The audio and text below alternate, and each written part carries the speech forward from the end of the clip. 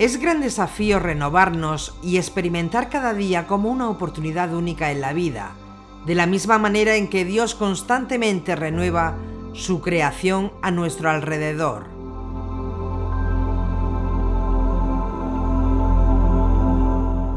Aunque todos los días es nuestra única oportunidad de experimentar ese día, el misterio del octavo día que contiene la Torá.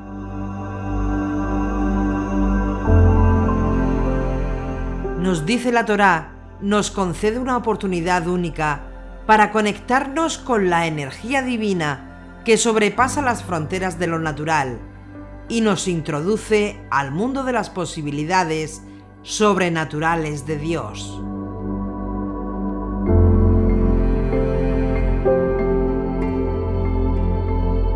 Shemini, octavo, nacer de nuevo, mundo increado, en el hebreo Ein Sof, en el mundo sobrenatural, para empezar a entenderlas.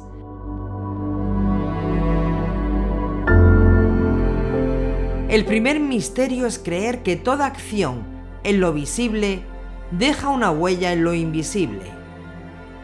La letra que se le asignó a Shemini corresponde al número 8, que representa un arca o el templo, un lugar privado, y es la Shed, en hebreo, que va más allá de las limitaciones, más allá de la existencia física, y se llega a un nivel mayor que Yuhei Bajei concede a aquellos que son fieles testigos de lo que es Él.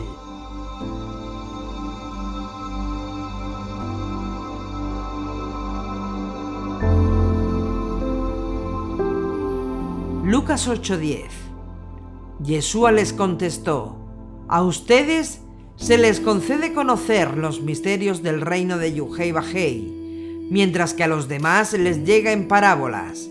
Así, pues, mirando no ven y oyendo no comprenden.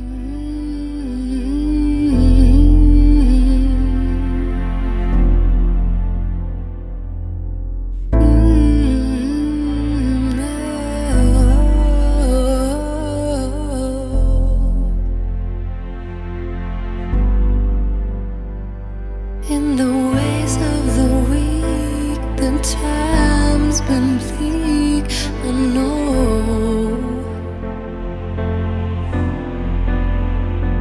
You're the fight, the cream, the strength in me, I know.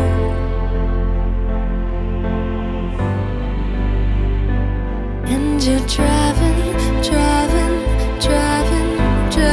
me crazy.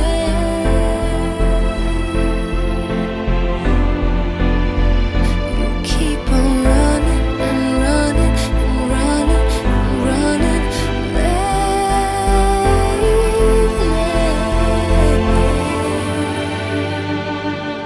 Slow down, you go too fast now. I'm telling slow down, I can't keep up now. Your heart is shrinking faster, and baby, there's laughter coming out of your mouth, out of your soul, out of your soul.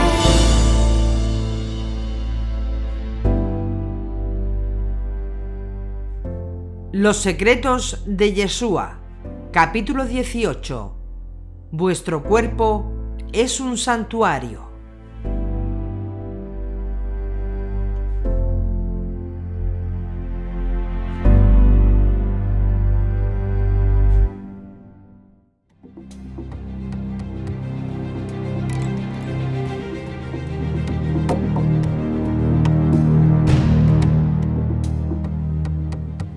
La Parashá Shemini, octavo, es una referencia al proceso de iniciación de los rituales para ungir a Aarón y a sus hijos como sacerdotes, constituidos a favor del pueblo de Israel.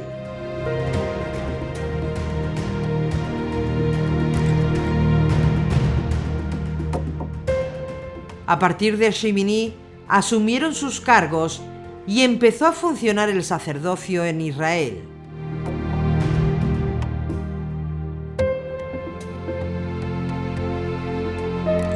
Nos dice la Torá que toda la congregación de Israel estuvo frente al altar, mirando hacia el santuario, mientras Aarón hacía un sacrificio especial por sí mismo y por todo Israel.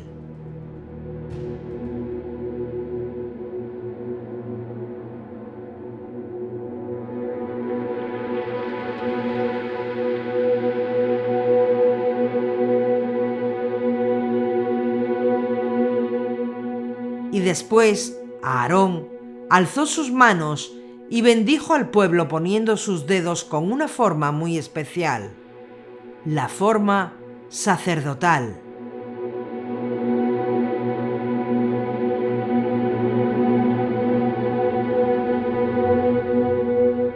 Y con esa bendición, todos los que estaban presentes recibieron su parte de bendición en aquello que estaba sucediendo en el Mishkan, en el santuario.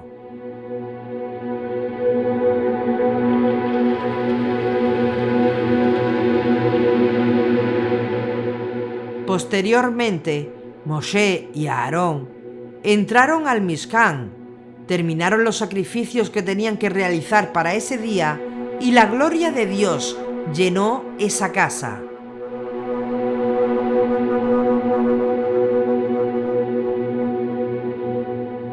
Cuando la gloria, la presencia divina llenó esa casa, nos dice la Torá que todo el pueblo Israel que estaba allí presente se arrodilló, se postró delante de Hashem en actitud de adoración.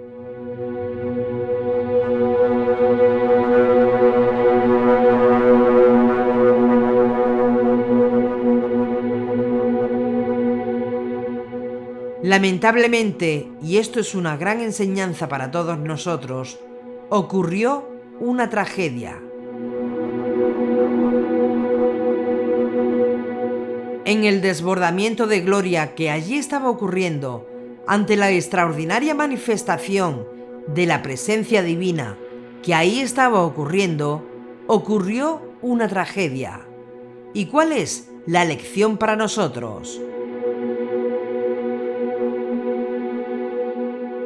Tenemos que tener mucho cuidado porque detrás de grandes victorias pueden venir grandes trampas. Detrás de grandes momentos de elevación espiritual puede ocurrir también una tragedia en nuestra vida, si no tomamos las medidas apropiadas para proteger esa revelación que recibimos.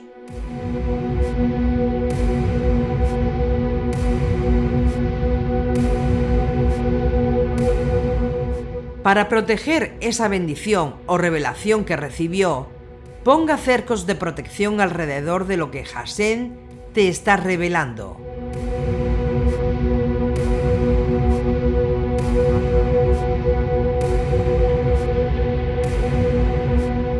¿Cuál fue la tragedia? Como vimos en el capítulo anterior, los dos hijos de Aarón, Nadab y Abiú, eran sacerdotes. No eran simples personas del pueblo, eran líderes, sacerdotes, ungidos, separados y consagrados al servicio de Dios. Tomaron incienso no indicado por el Eterno para su uso y lo encendieron en el santuario.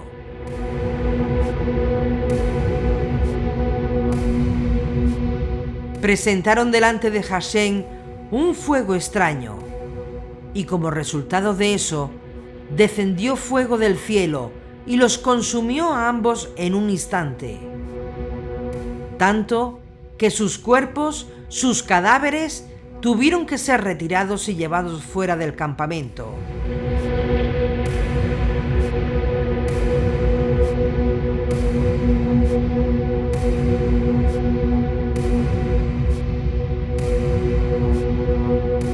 Por supuesto, Aarón quedó impactado por la muerte de sus dos hijos, en ese proceso de santificación tan especial.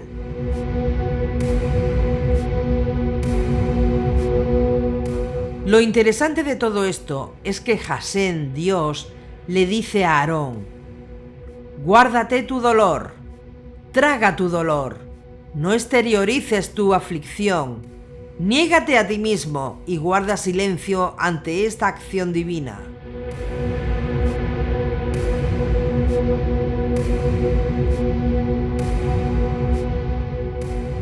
Es fácil leer este relato, pero que Dios nos guarde, porque no son los padres los que sepultan a sus hijos, son los hijos los que tienen el sagrado deber de dar sepultura a sus padres.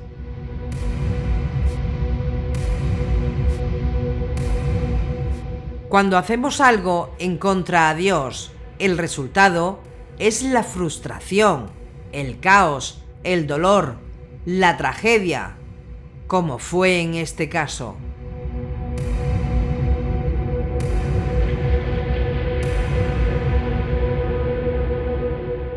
Obviamente, algo hicieron mal en el proceso de consagración. Fuera lo que fuera, hay muchas teorías de lo que provocó la muerte de estos dos sacerdotes, pero posiblemente presentaron una ofrenda, un incienso en el tabernáculo.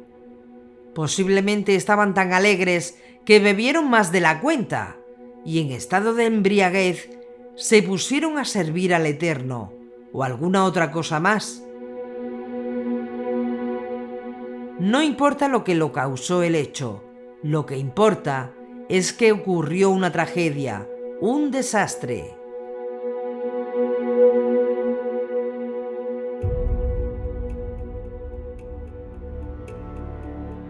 Y la muerte de Nadab y Abiú no fue solo una tragedia personal para ellos, no fue solo una tragedia para su padre, para su familia.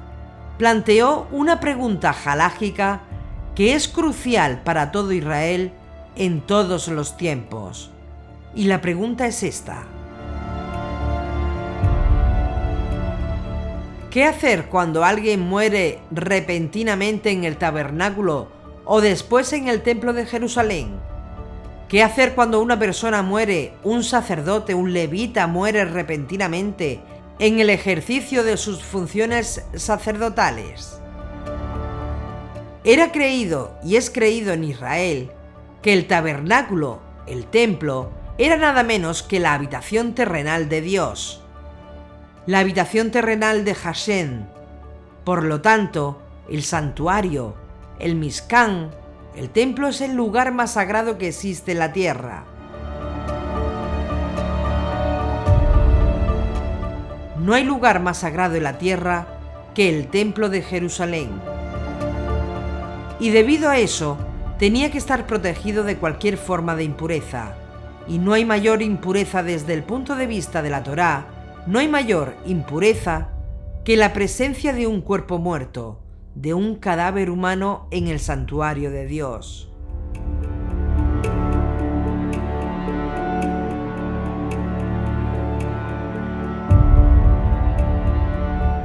Entonces, la verdad era que ocurrían impurezas. A pesar de todos los cuidados, a pesar de toda la cautela ejercida por los sacerdotes y a pesar de toda la cautela ejercida por los levitas, así como por los israelitas que iban al templo, nunca podían estar absolutamente seguros de que alguna forma de impureza pudiera adentrarse en el santuario y consecuentemente volverlo impuro.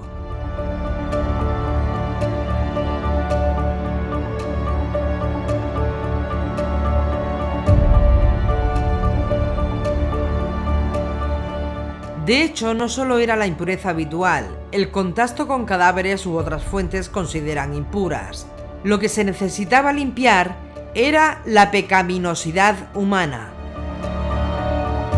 Tanto es así que Dios creó y entregó un día específico del año para tratar con nuestra impureza, la purificación de Yom Kippur.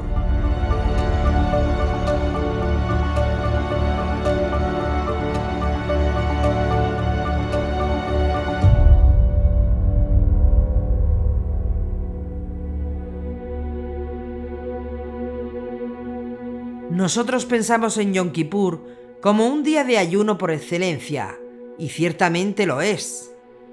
Un día donde ni siquiera se bebe agua por 26-27 horas seguidas. A veces Pensamos en Yom Kippur como día de introspección, de mirarnos hacia adentro y evaluarnos a nosotros mismos, y también lo es. Y miramos a Yom Kippur como un día del perdón nacional para Israel, y también lo es. Todas estas cosas son Yom Kippur, pero su enfoque y la importancia de todo lo que el sumo sacerdote hacía en el templo estaba conectado a una idea central, a una idea principal. ¿Y cuál es esa idea central, esa idea principal?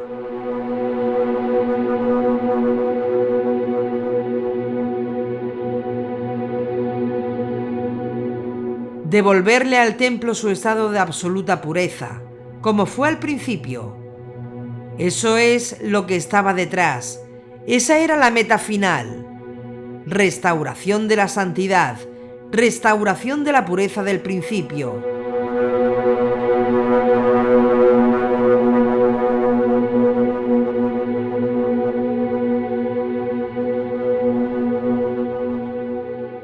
La manera como Nadab y Abiú murieron hizo que el tabernáculo se volviese impuro.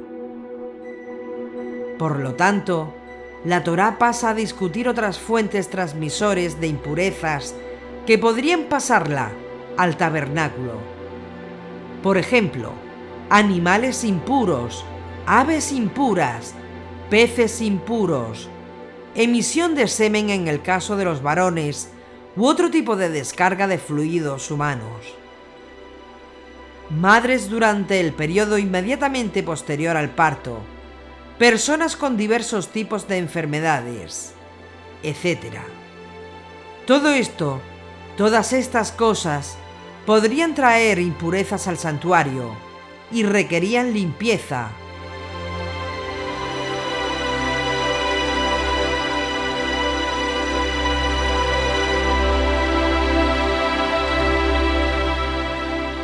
Lo que es notable de todo esto es el concepto mismo de impureza, porque mientras estemos en esta edad presente, la impureza es inevitable.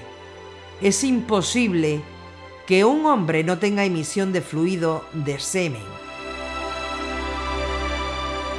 Es imposible que las madres dejen de tener bebés, y los bebés, al nacer, causaban un proceso de impureza a la madre. De hecho, en el proceso de procreación se produce impureza.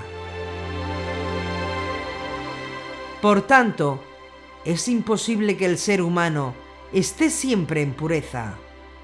Ni incluso Yeshua pudo haberse mantenido en estado de pureza todos y cada uno de los días de su vida.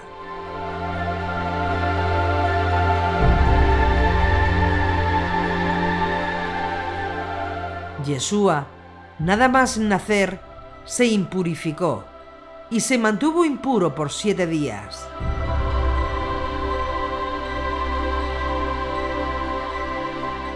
Muchos deben aceptar que Yeshua tuvo impurezas, ya fuera al nacer, como todo niño, o que las fuera adquiriendo a lo largo de su vida. Y de ahí, pero ojo, no mezclar impureza con pecado.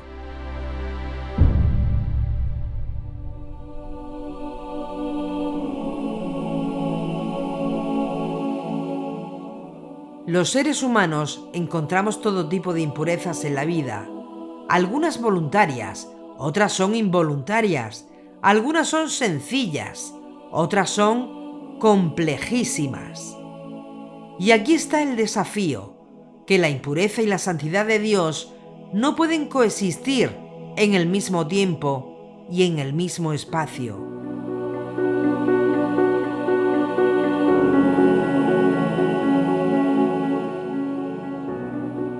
La impureza y la santidad de Dios no pueden coexistir, y debido a que eso pasaba en el santuario, en el templo, había que purificarlo, había que limpiarlo.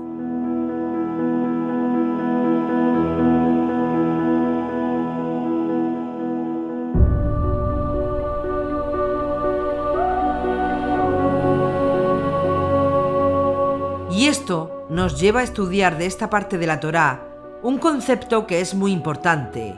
¿Qué es la santidad? La palabra para santo, en hebreo, kadosh, no se define muy fácil. Pero a nivel más básico, podemos decir que solo se aplica a Dios, solo porque Hashem es santo, puramente hablando. Solamente Hashem no puede contraer impureza, y desde este punto de vista, cualquier cosa sujeta a impureza no puede ser kadosh, en la esencia que Dios es kadosh. Por eso es que la santidad no es fácil de definir desde el punto de vista hebreo. Basta saber que Dios es sumamente kadosh, extraordinariamente kadosh, y únicamente Él es kadosh. Ahora bien, la santidad es contagiosa.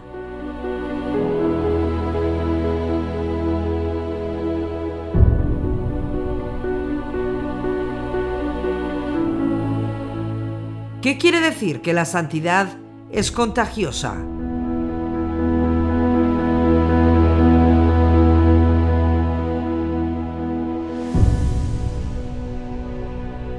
Quiere decir que pasa de donde Dios está a los que están cerca de Él.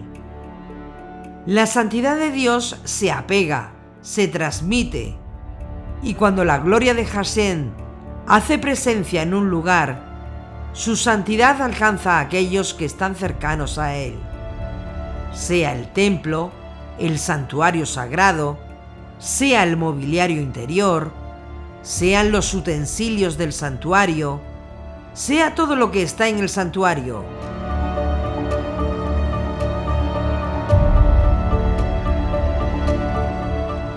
Cuando la presencia divina hacía su aparición allí, se impregnaba también de santidad. ¿Por qué? Porque la santidad de Dios es contagiosa, es susceptible de ser transferida a lo que está cercano a Él.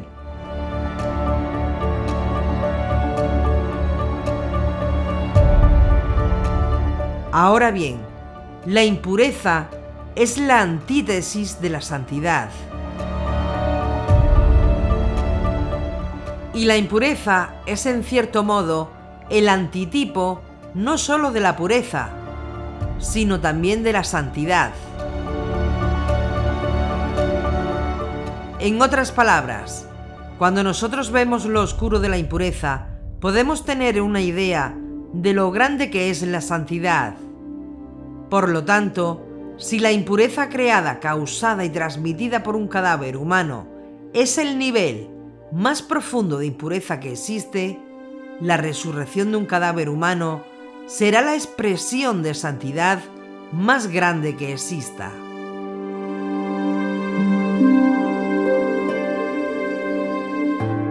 Porque la impureza es la antítesis de la pureza. Ahora bien, ¿qué pasa? Pues que igual que la santidad, la impureza es contagiosa. La impureza se puede pegar, se puede transmitir al cuerpo de otras personas, a otros objetos, y por lo tanto, se requiere limpieza, se requiere purificación.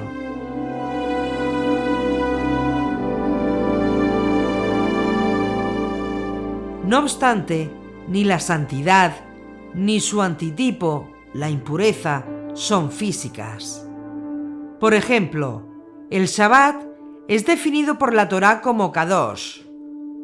Cuando llega el día de Shabbat, donde tú estás, de alguna manera, no físicamente sino espiritualmente, la santidad de Dios se revela para impregnar ese día, de un nivel de santidad que supera el resto de los días.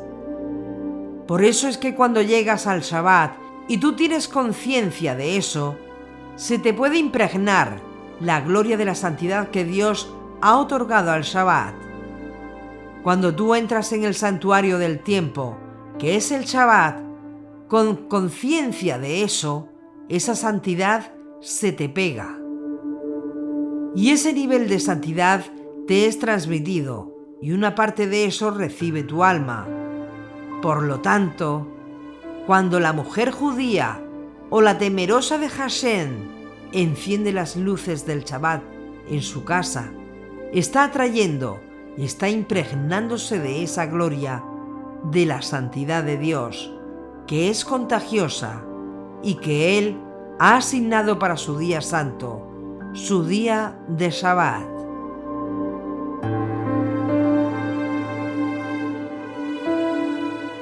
Todo lo que Dios define como santo participa de eso. Por eso que Israel se define como pueblo santo de Dios. Pueblo que está unido a Dios con lazos de pactos que son extraordinarios y que son permanentes. Y como la santidad de Dios impregna a todo aquello que se acerque a Él, entonces esa santidad de Dios llena de santidad a Israel, que supera al resto de los pueblos. Y es por eso que la Torá incluso afirma que Israel no puede ser contada entre las naciones, porque existe de una forma consagrada y separada para funciones divinas al servicio de las naciones.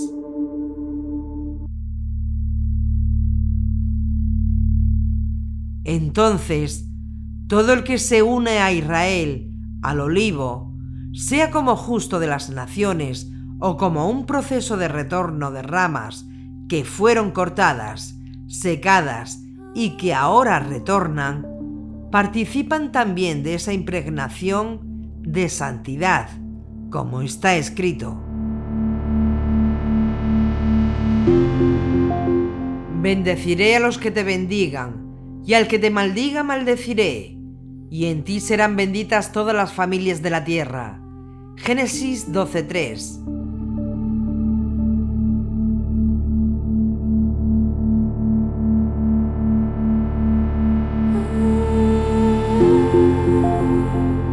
Pero si en verdad obedeces su voz y haces todo lo que yo te digo, entonces seré enemigo de tus enemigos y adversario de tus adversarios.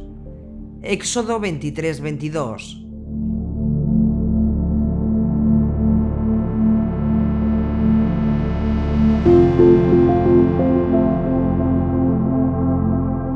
Se agazapa, se echa como león o como leona.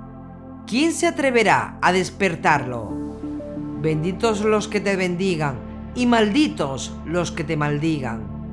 Números 24:9.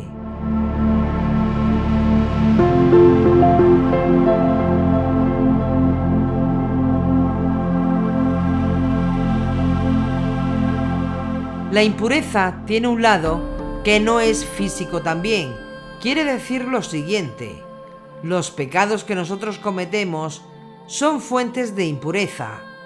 Los pecados de las personas se aferran a ellas y por lo tanto también tienen que ser expiadas. Tienen que ser limpiadas, tienen que ser purificadas, tienen que ser purgadas. La santidad y la impureza son factibles de transmitirse y de impregnarse en las personas que se unen a ella. De ahí la veracidad, la tremenda verdad que hay en el famoso dicho popular: dime con quién andas y te diré quién eres. Y por eso está escrito en nuestra sagrada Torá: no caminéis según las costumbres de las naciones que yo voy a expulsar ante vosotros, pues porque han obrado así, yo estoy asqueado de ellas. Levítico 20:23. Y por eso está escrito en la Torá: no emparentarás con ellas, no darás tu hija a su hijo, ni tomarás a su hija para tu hijo, porque tu hijo se apartaría de mi seguimiento, serviría a otros dioses, y a la ira de Adonai se encendería contra vosotros, y se apresuraría a destruiros.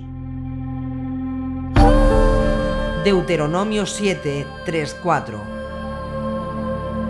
Y por eso, un gran Tana del primer siglo explica ese concepto de que somos templo del Dios viviente, diciendo: no os juntéis en yugo desigual con los infieles, porque no hay armonía entre lo que es del Mesías y lo que es de Hasatán. No unciros en yugo desigual con los infieles. Pues, ¿qué relación hay entre la justicia y la iniquidad? ¿Qué unión entre la luz y las tinieblas? ¿Qué armonía entre Mesías y Beliar? ¿Qué participación entre el fiel y el infiel? ¿Qué conformidad entre el santuario de Dios y el de los ídolos? Porque nosotros somos santuario de Dios vivo, como dijo Dios: habitaré en medio de ellos y andaré entre ellos. Yo seré su Dios y ellos serán mi pueblo. Por tanto, salid de entre ellos y apartaos, dice el Señor. No toquéis cosa impura, y yo os acogeré. Yo seré para vosotros padre, y vosotros seréis para mí hijos e hijas, dice el Señor Todopoderoso. Segunda de Corintios 6, 14, 18. Y es que cuando te juntas con una persona que participa de la santidad de Dios, tú tienes el potencial de recibir una parte de esa santidad. Y lo contrario también ocurre. Cuando te relacionas con una persona que vive en pecado, consciente, te expones a recibir la influencia y la impregnación de esa impureza. Pero ojo, no llevar esto a los extremos y por este argumento vayan ahora a dejar de ver a personas porque son impuras. Para empezar, tú no eres puro, y para terminar, recuerden que Yeshua se juntaba con gente impura, con recaudadores, publicanos y rameras. Claro, para mostrarles el camino, no para ser partícipes de sus desvíos.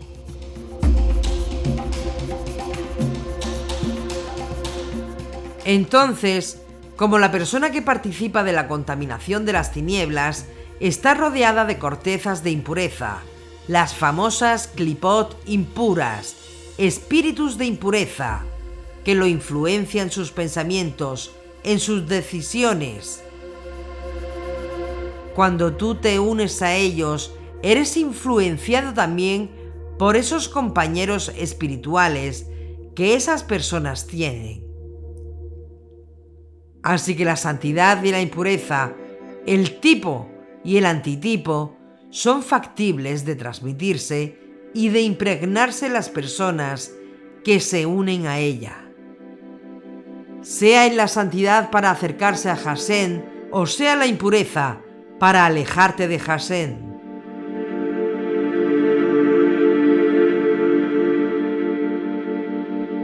Debido a esta realidad, todos necesitamos ciertos procesos de limpieza, ciertos procesos de purificación que son necesarios por la contaminación a la que somos expuestos constantemente. Hashem, en su gran misericordia, nos entregó un sistema de purificación diario, un sistema de purificación semanal, un sistema de purificación mensual y un sistema de purificación anual, como es el caso de la purificación de Yom Kippur, Yom HaKippurim.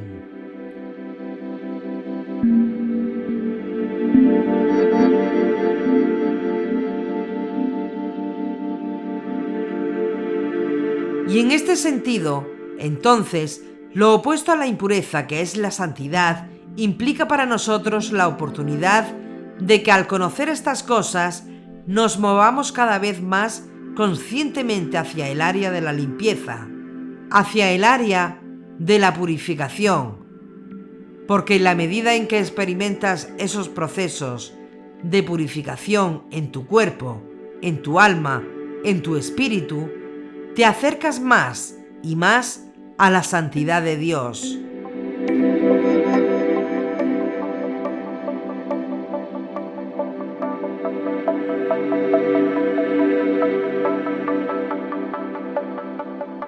Adquirimos impurezas de la forma más simple, pero nuestros pecados también se aferran a nosotros de forma análoga, aunque no física.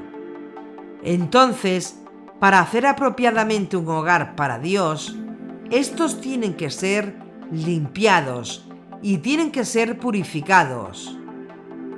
Entonces ahora, con esta introducción, vamos a entrar en la esencia de este estudio. Presten atención porque vamos a revelar secretos espirituales, así como hay leyes físicas que nosotros conocemos y que dominan y controlan el mundo físico donde nosotros vivimos. Así también hay leyes espirituales que son fijas y que son constantes.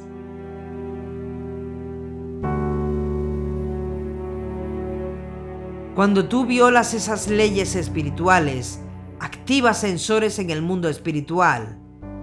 Y esos sensores en el mundo espiritual te afectan. Más tarde o más temprano, pero te afectan. Cuando tú haces ciertas cosas, activas ciertas cosas. Y esas ciertas cosas que activas tienen el poder de afectarte positiva o negativamente. Y una de esas leyes espirituales es esta, posiblemente la principal de todas. Cuando tu deseo de dar supera tu deseo de recibir, tú abres puertas de bendición en el cielo que atraen cosas buenas a tu vida. Las cosas que Dios ha dispuesto para ti. Y las cosas que Dios ha dispuesto para ti siempre van a ser 1000 veces superiores a las cosas que tú mismo dispones para ti. Pero cuando tu deseo de retener supera tu deseo de compartir, tú cierras esas puertas. Y lo que realmente Dios tiene para ti, que siempre es lo mejor, se aleja de ti.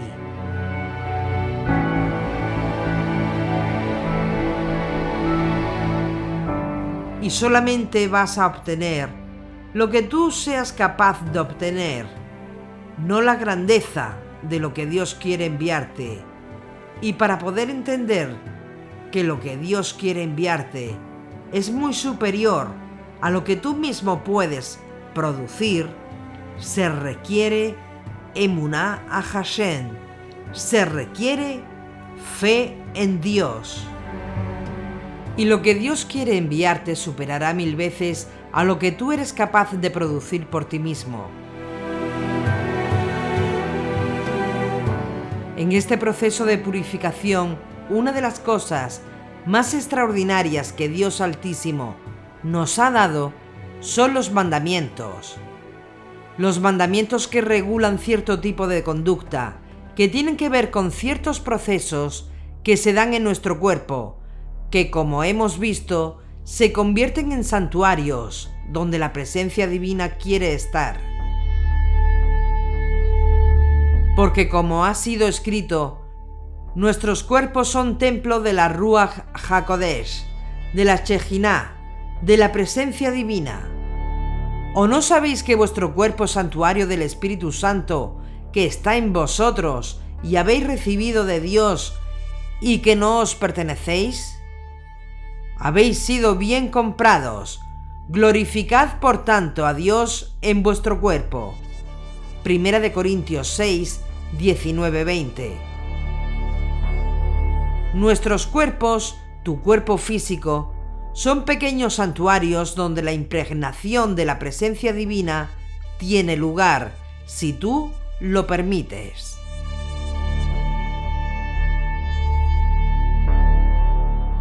Dios nos ha dado, por ejemplo, el mandamiento que regula la relación sexual, la cual no debe tener lugar cuando la mujer está en nidá, es decir, cuando la mujer está en su periodo menstrual.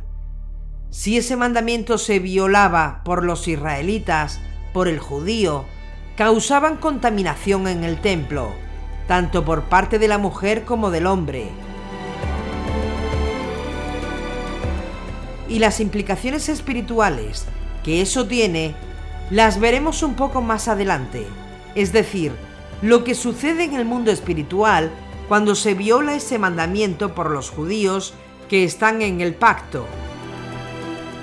Dios también dio a los israelitas ciertos tipos de mandamientos que regulan lo que debe comer un judío. Ciertos tipos de alimentos, sobre todo de origen animal, y es lo que conocemos como las leyes de Kashrut. La carne de ciertos animales se puede comer. La carne de ciertos animales no se puede comer. ¿Por qué todo esto fue dado a los hijos de Israel como mandamientos?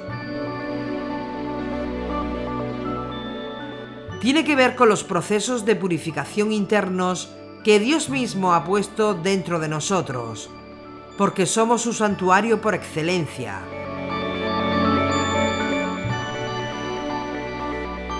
Más que habitar en templos hechos por manos humanas, Dios quiere habitar en el templo que Él mismo hizo, que es tu cuerpo y mi cuerpo. En otras palabras, para Hashem es más importante el santuario de tu cuerpo que el santuario de Jerusalén.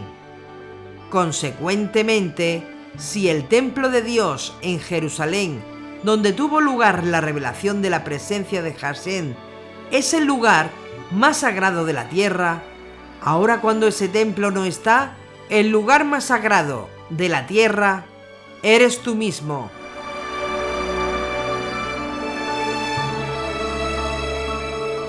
Entonces, ¿qué ocurre? Ocurre que cuando una persona se impurifica, dañamos seriamente esos procesos internos de renovación que se dan en nuestro cuerpo. Y cuando un judío ingiere alimentos prohibidos por la Torá, por ejemplo, también los dañamos. Pero cuando los alimentos son ingeridos de forma apropiada, los judíos según las leyes de Kashrut y los gentiles, no comiendo sangre, facilitamos el proceso de purificación y de renovación del cuerpo. Es decir, la Torá nos da ciertos mandamientos que tienen que ver con todas estas cosas porque afectan la regulación de los campos magnéticos y de conciencia de cada uno de nosotros.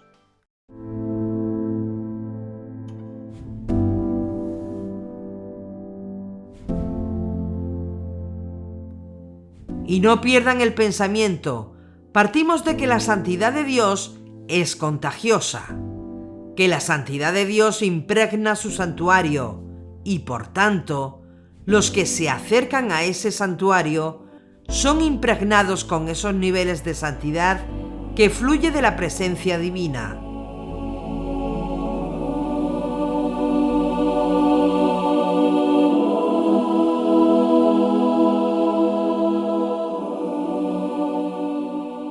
Y explicamos que nuestros cuerpos son pequeños santuarios. Tu cuerpo es un pequeño santuario diseñado para que la presencia divina los impregne, para que podamos participar de la santidad de Dios que fluye hacia lo que Dios atrae hacia Él.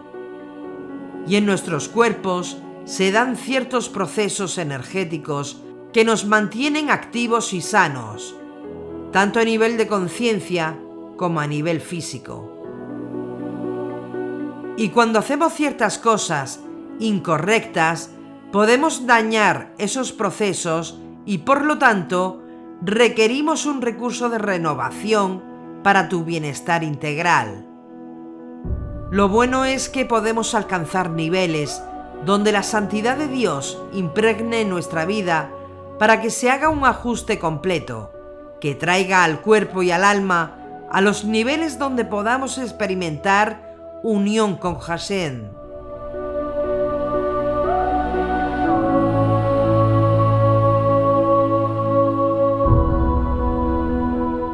Y tanto nuestro lado físico como nuestro lado espiritual se llenen de un balance de energía que provea en nosotros alegría.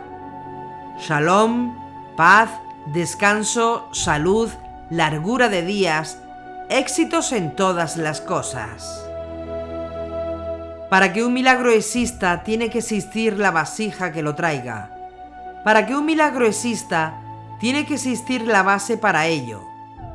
Para que un milagro ocurra, tiene que existir un canal por donde ese milagro descienda. Es decir, por ejemplo, recuerden lo que hizo el profeta Eliseo, como vimos en el capítulo anterior, donde a la viuda le pide de comer cuando tenían lo último que llevarse a la boca. ¿Por qué piensan que el profeta le pide que vaya a los vecinos a pedir vasijas vacías?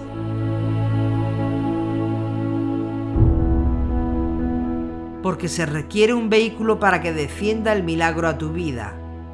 Se requiere una vasija. Y esa pequeña botella de aceite se convirtió en el vehículo para que se realizara el milagro y proporcionó aceite a esta señora hasta que tuvo suficiente para venderlo y pagar todas sus deudas. Si tuviéramos ojos para ver el mundo espiritual, veríamos que de aquí abajo, el Malhut, el mundo donde vivimos, hacia Keter, hacia arriba, donde está el trono de gloria, está lleno de canales. Tú necesitas posiblemente un milagro en tu vida, pero tú tienes que proveer el vehículo, tienes que traer la vasija. Cuando tú provees el vehículo, estás creando el canal por donde puede descender ese milagro a tu vida. Entonces, estamos llenos de esos canales, y esos canales están cerrados arriba. Pero tú puedes abrirlos desde abajo. Cuando tú haces ciertas cosas abajo, tú abres esos canales arriba y creas el vehículo por donde desciende el milagro. ¿Y cuál es el principio más importante para abrir ese canal arriba para que descienda la bendición abajo? Cuando tu deseo de dar supera tu deseo de recibir, tú abres puertas de bendición para que ciertas cosas que no han venido vengan a tu vida. Y para que tu deseo de dar supere tu deseo de recibir, tienes que autoanularte.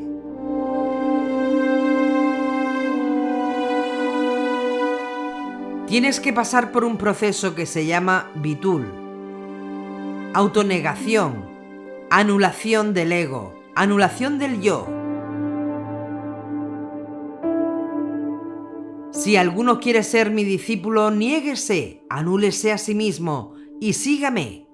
Mateo 16:24, Lucas 9:23, Marcos 8:34 y Mateo 10:38.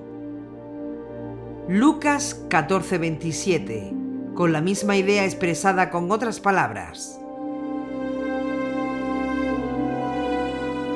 Si alguno quiere ser mi discípulo, niéguese a sí mismo, y conforme sea la voluntad de nuestro Padre que está en los cielos. Y dentro de esos procesos está en la bendición de ser impregnado con la santidad de Dios. Y cada Shabbat es un desbordamiento de la santidad de Dios, que está potencialmente ahí, disponible para ti, si abres el canal.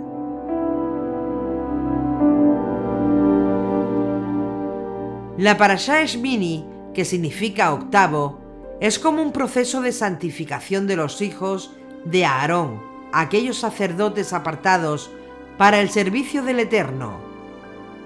Después de 8 días de iniciación de todos estos rituales para ungir a Aarón y a sus hijos como sacerdotes, fue que ellos asumieron sus cargos oficialmente. Toda la congregación estuvo frente al altar mientras Aarón ofrecía sacrificio por él mismo y por todo Israel. Después de todo el protocolo, Aarón alzó sus manos y bendijo al pueblo. Y posteriormente, Moshe y Aarón entraron en el Mishkan y ofrecieron el resto de los sacrificios disponibles. Entonces ahí descendió la gloria del Dios de Israel. El pueblo se arrodilló en actitud de adoración. Esto pasó una sola vez en la historia de Israel. Una sola vez. Y la influencia de esta bendición de Aarón solamente se activa cuando llega el Shabbat de la Parashá Shmini. Ahora bien, en medio de todo eso ocurre la tragedia de la muerte de estos dos muchachos, los dos hijos de Aarón, muertos en el desierto.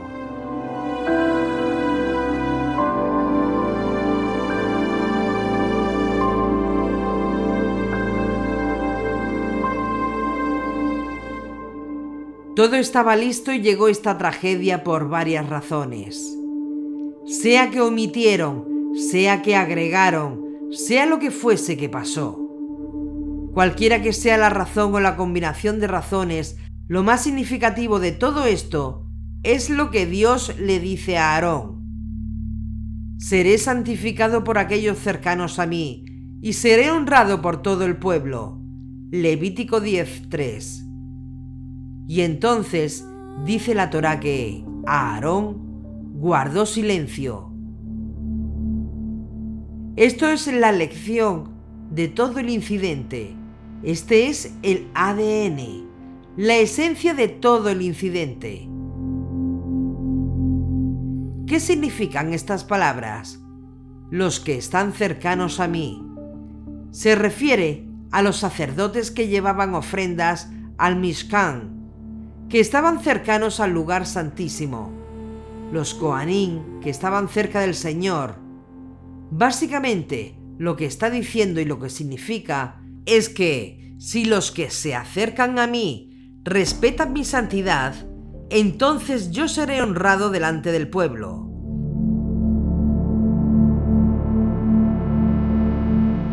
Respetar la santidad de Dios. Los dos hijos de Aarón no respetaron propiamente la santidad de Dios. Esto, dijo Dios, podía llevar a la nación entera a un gran error. Y presten atención a la profundidad de este pensamiento. No respetar la santidad de Dios apropiadamente en el santuario terrenal, en el exterior.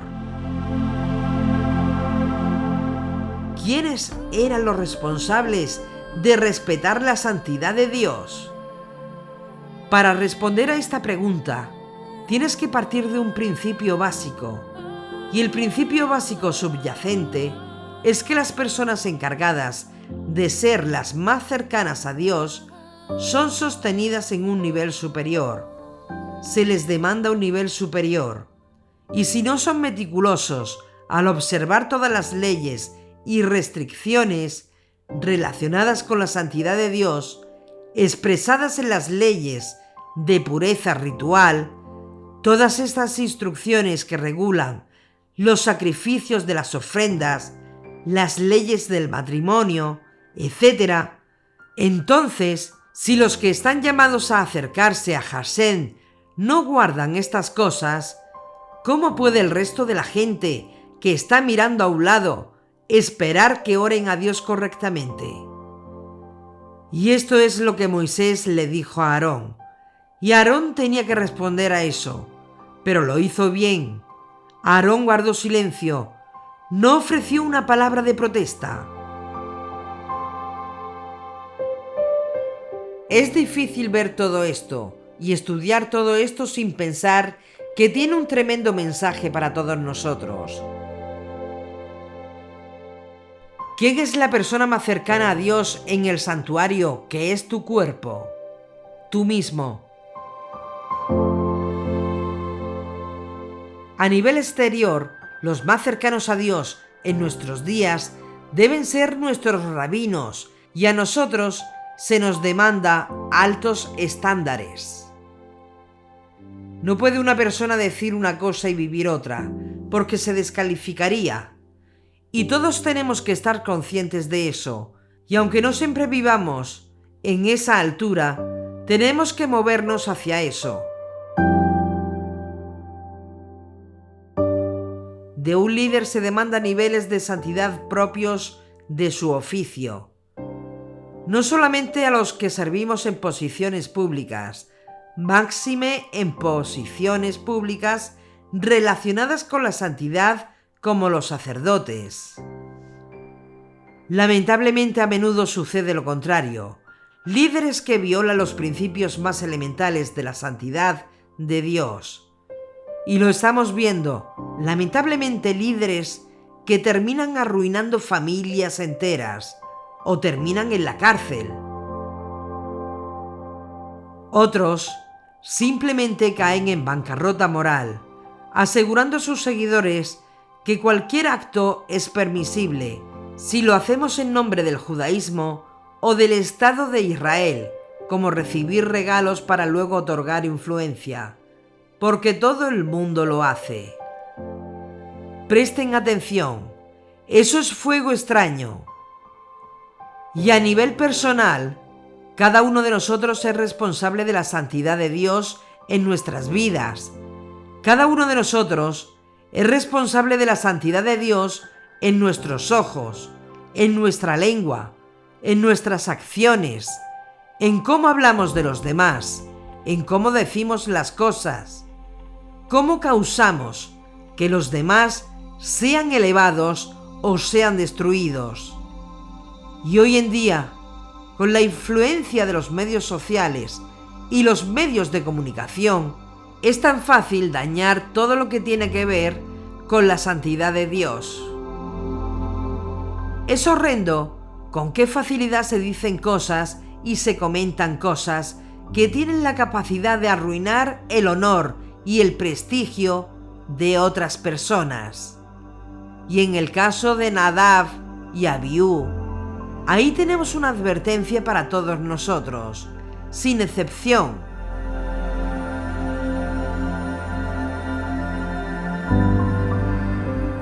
Imagínense la profundidad del pensamiento, que Dios nos pide que seamos santificados en aquellos que deseamos estar cercanos a Él.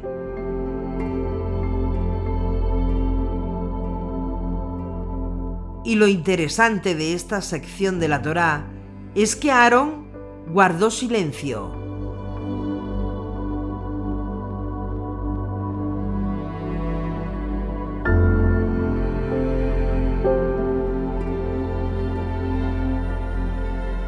No es cualquier cosa que se te muera un hijo, cuanto más dos en el mismo día, y no permitirte ni siquiera llorar, sino guardar silencio y aceptar el veredicto del cielo. Pero ¿cuál es el principio que está escondido ahí? El principio que está escondido es que cuando nuestro deseo de dar supera nuestro deseo de recibir, abrimos las puertas de la bendición de Dios a nuestras vidas. Aarón guardó silencio y fue recompensado. No se quejó. Observen eso. Aarón guardó silencio y fue recompensado por su silencio. ¿Por qué Aarón fue recompensado por su silencio? ¿Es el silencio a la tragedia? ¿Es el silencio ante el dolor? ¿Es el silencio ante hechos catastróficos que ocurren en tu vida la respuesta aceptable?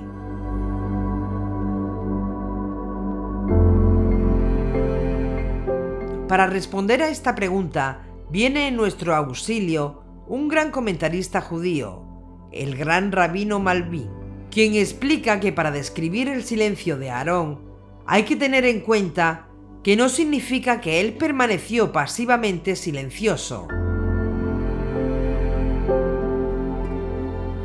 que no permaneció perfectamente quieto. No, Aarón era una persona de carne y hueso, sensata, como todos nosotros. ¿Cómo podía soportar silenciosamente la pérdida de sus dos hijos? Es por eso que al comienzo del verso, Moshe ofrece palabras consoladoras. Aarón las aceptó y guardó silencio. Se detuvo a sí mismo de hablar y se calló. Y al hacerlo, así suprimió su deseo de recibir y prefirió el deseo de dar. En otras palabras, dar crédito a la acción de Dios antes que recibir consuelo para su propia alma. Y cuando su deseo de dar crédito a Dios superó su deseo de ser consolado, Dios vino en su ayuda. El deseo de dar crea la vasija o el canal por el cual el milagro viene a nuestras vidas en forma de sanidad, en forma de restauración, en forma de cambios favorables a tu favor.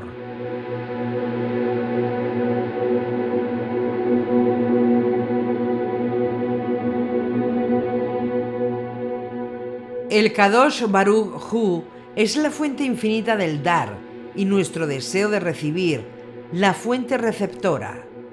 La plenitud se origina en su esencia, mientras que el deseo de recibirla, allí incluido, producto de la ausencia de su plenitud, será el origen de todas las criaturas.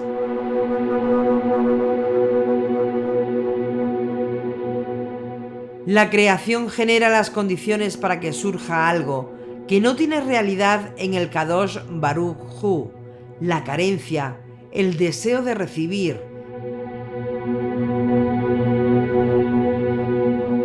El deseo de recibir no puede existir en él, pues es completo en sí mismo. ¿De quién habría de recibir?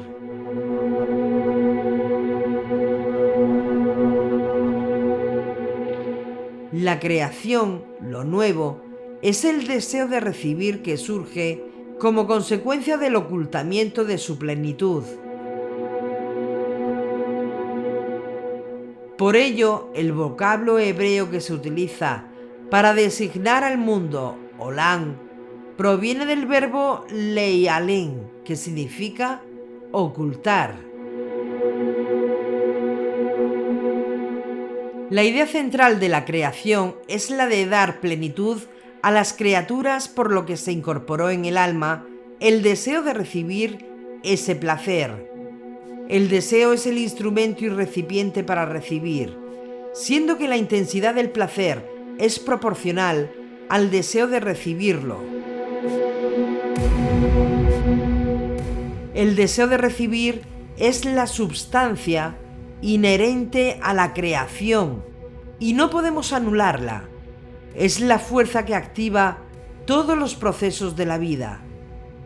El deseo genera dos acciones posibles: acercar o alejar. Cuando es un fin en sí mismo, egoísmo, separa. En cambio, cuando es un medio para transmitir el bien, altruismo, une. Es como un puente que puede unir o, por el contrario, separar. Por ello, en la creación es imprescindible un sistema objetivo de discernimiento, la Torá y la Misbot, que le enseñan al hombre a regular la manifestación de su deseo, a ir cambiando gradualmente los anteojos, hasta que paulatinamente descubre la forma superior, el altruismo, que lo conduce conscientemente al placer infinito.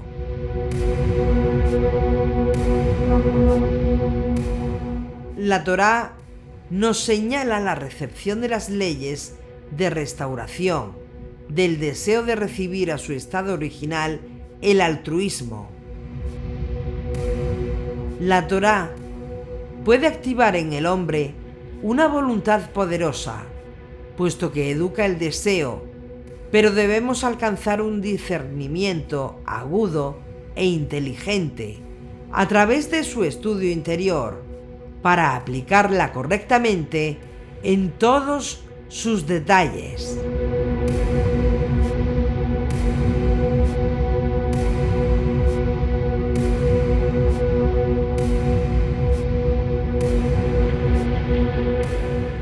Previamente a la revelación de la Torá en el Sinaí a Moshe, no existía un proyecto universal cuyo objetivo fuese transformar el deseo egoísta en altruismo. Así como en el plano material, la tecnología nos ayuda a canalizar la energía de modo que podamos utilizarla para el bienestar de la humanidad.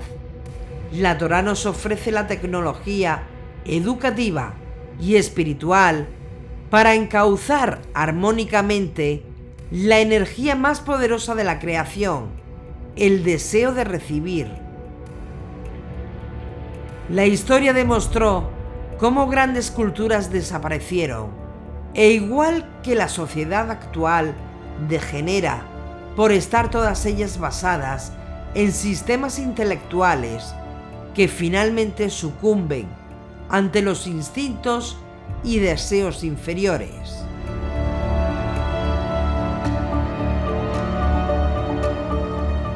La Torá y las Mitzvot, en cambio, mantienen al ser humano alerta con respecto a la forma de vida a que dichos sistemas conducen, protegiendo a la humanidad para que el antídoto contra el egoísmo siga su camino. La Torá y las Mitzvot elevan al ser humano sobre los deseos inferiores que conducen a la pérdida del objetivo, el bien absoluto para el cual fuimos creados. Los grandes tzadikín de Israel son en cada época quienes representan el ideal espiritual de su generación. El tzadik es quien hace la acción justa en el momento justo, es quien logra asir, hasagá, la sabiduría, y alcanza la actitud correcta para realizar el tikkun, la corrección del deseo de recibir no resuelto, el egoísmo de su generación. Esos logros espirituales quedan a disposición del hombre, para cada uno de nosotros, para nuestro desarrollo espiritual. En cada época, a través de sus tzadikín, de los profetas de Israel, se manifiesta un aspecto del proceso de revelación del objetivo final de completitud.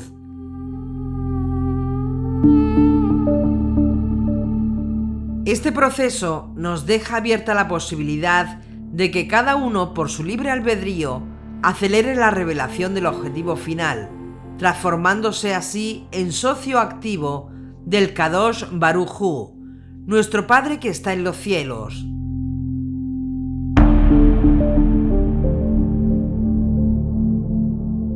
Cuando damos más que recibimos, comenzamos a comprender y conocer la fuente infinita que solo da, puesto que impartir y crear armonía entre los hombres requiere sabiduría, una voluntad constante y ver más allá de lo inmediato.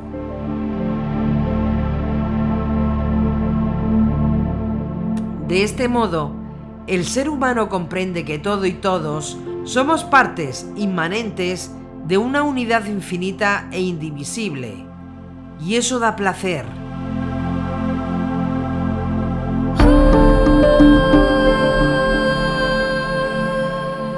Y esta es la vida eterna, que te conozcan a ti, el único Dios verdadero, y a Yeshua, a quien has enviado. Juan 17:3. A través de las Torá, se nos ha ordenado mantener su templo, nuestro cuerpo, libre de contaminación. De acuerdo a nuestra fe en Yeshua, este debe ser nuestro primer orden de obediencia básica hacia Él. Es muy importante conocer la diferencia entre lo puro y lo inmundo, y cómo evitar profanarnos nosotros mismos, ya que nuestros cuerpos representan el tabernáculo, templo, la casa, el reino de Yuhei Bajei.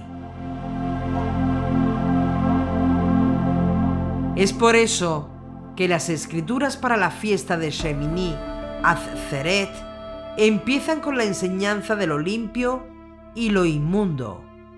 Al final de Sukkot, Hashem agregó un día especial. Es llamado Shemini Atzeret, literalmente el octavo día de reunión. En ese día solo ofrecían un toro, representando al pueblo judío.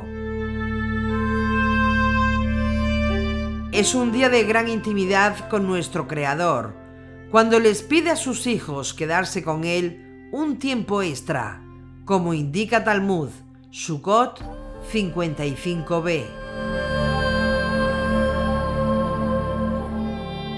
Podemos servir al hombre de una manera en un ministerio en la corte externa, pero servir a Dios en su lugar santísimo, en el tabernáculo, es para aquellos que obedecen y caminan en sus instrucciones.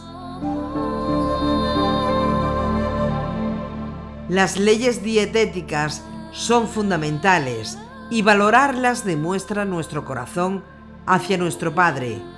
Para los judíos, las leyes de Kashrut, y para los injertados, no comer animales vivos ni sangre.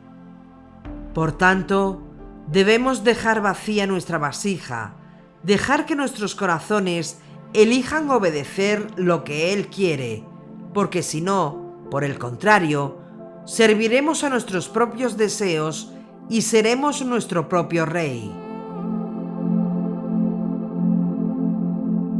El día octavo, Shemini Atzeret, es considerado como el día del ministerio del lugar santísimo. ¿No sabéis que sois santuario de Dios y que el Espíritu de Dios habita en vosotros? Si alguno destruye el santuario de Dios, Dios le destruirá a él, porque el santuario de Dios es sagrado, y vosotros sois ese santuario. Nadie se engañe. Si alguno entre vosotros se cree sabio, según este mundo, hágase necio para llegar a ser sabio, pues la sabiduría de este mundo es necedad a los ojos de Dios. En efecto, dice la Escritura, el que prende a los sabios en su propia astucia. Primera de Corintios 3, 16-17.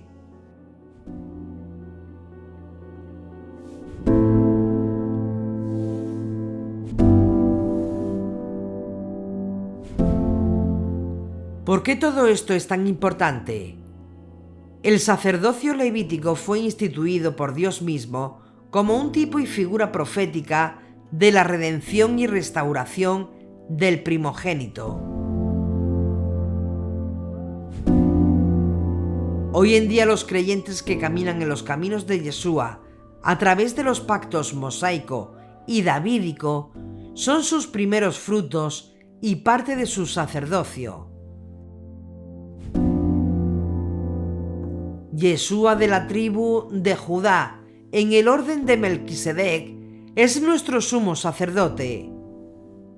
Kefa, Pedro, describe a los seguidores de Yeshua como un real sacerdocio y una nación santa, y son aquellos que han tropezado en el mensaje de Yeshua, dado en el monte Sinaí, el Evangelio.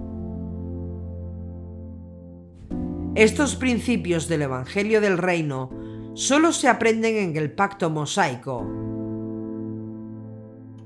Cuando estos principios son aplicados, uno ha sido transformado al pacto davídico.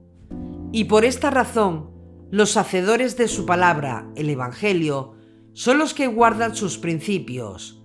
Éxodo 19, 5, 6, Primera de Pedro 2, 5, 13 y Juan 5, 46, 47.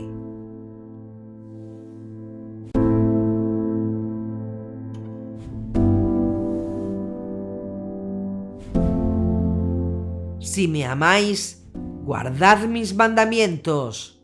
El que ama mis mandamientos, su evangelio, la Torá, el pacto de matrimonio, y los guarda, es el que me ama. Y el que me ama, será amado por mi Padre, y yo lo amaré y me manifestaré a él. Si alguno me ama, guardará mi palabra, y mi Padre lo amará, y vendremos a él y haremos tabernáculo con él. El que no me ama no guarda mis palabras. Si guardáis mis mandamientos, permaneceréis en mi amor, tal como yo he guardado el mandamiento de mi Padre y permanezco en su amor. Ustedes son mis amigos si hacen lo que yo les mando. Juan 14, 15, 21, 23, 24 y Juan 15, 10, 14. Shemini Atzeret es un Shabbat santísimo. Este es el día en el que la novia entra a su sagrado descanso, unión con su novio, en su reino, jardín. Este es el día del descanso del Shabbat y de un nuevo comienzo.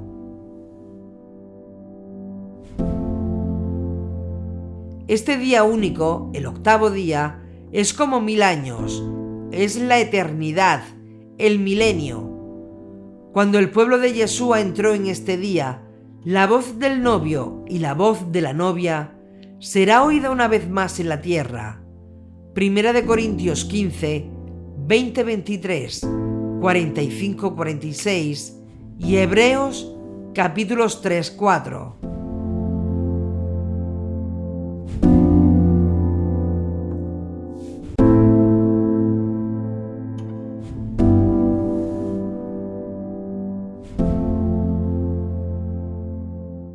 Apocalipsis 21, 1-4. Y vi un cielo nuevo y una tierra nueva, porque el primer cielo y la primera tierra pasaron, y el mar ya no existe.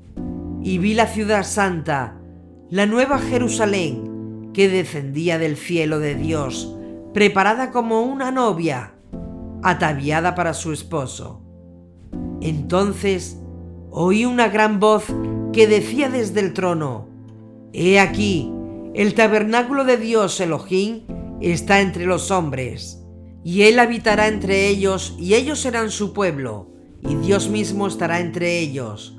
Él enjugará toda lágrima de sus ojos, y ya no habrá muerte, ni habrá más duelo, ni clamor, ni dolor, porque las primeras cosas han pasado. Filipenses 2:12. Así que, amados míos, tal como siempre habéis obedecido el Evangelio, la Torá, no solo en mi presencia, sino ahora mucho más en mi ausencia, ocupaos en vuestra salvación con temor y temblor.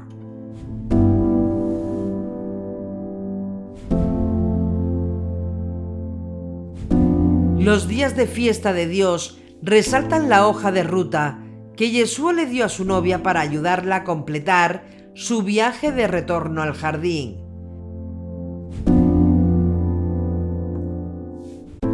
Estos días de fiesta se enseñan en su palabra, el Evangelio, y han sido iluminados por su Santo Espíritu, desde Génesis hasta Apocalipsis. La idea plena del matrimonio es vivir con el esposo.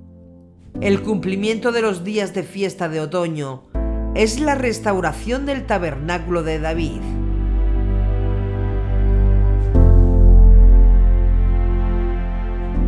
Todos los mandamientos de Dios nos lleva a toda suerte de esperanza, a toda fuente de prosperidad. Y por tanto, desobedecer a Dios, nuestro Padre, es ir a toda fuente de adversidad, a toda fuente de catástrofe, de ruina y de penuria. La desobediencia a los mandamientos de Dios está ligado a calamidades y enfermedades. En la Torá hay 2 parashat que hablan de las repercusiones terrenales y espirituales del cumplimiento de la Torá y de las mitzvot o de la falta de cumplimiento de ellas. Una de ellas es la parashat Bejukotai.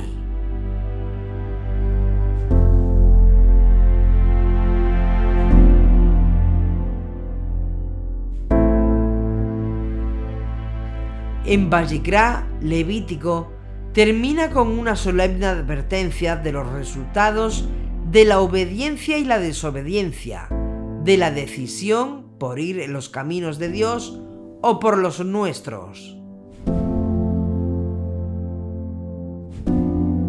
Detrás del texto subsiste una enorme lucha entre las fuerzas del bien y las fuerzas del mal.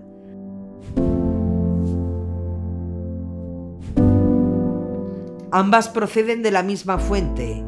Sin embargo, el hombre, dotado de libre albedrío, decide cuál camino tomar, y en el proceso se crean ángeles o demonios. Estos últimos, ¿qué son? ¿Cómo podemos entender qué son los demonios en el siglo XXI?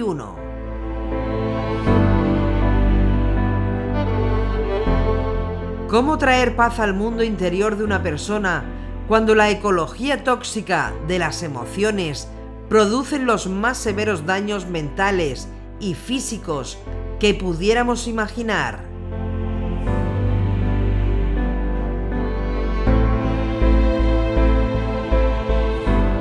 Lo vamos a estudiar con todo detalle, pero eso será en el siguiente capítulo de Los secretos de Yeshua.